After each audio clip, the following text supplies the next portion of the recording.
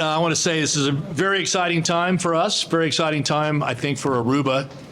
Yeah, I'll hold it. I'm good. I just want to say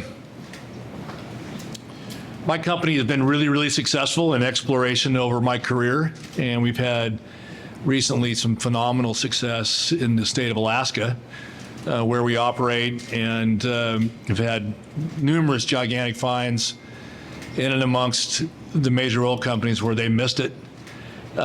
Anyway, a good portion of my team is here today, and we've been looking all over the world for the last several years, looking for a really great opportunity. And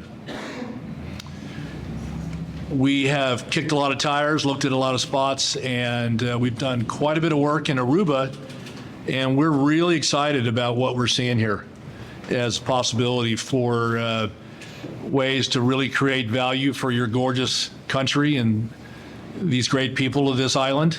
And we've done lots and lots of geological and geophysical work, and we've seen some new ideas and new plays that have never been attempted in Aruba that could really change your country.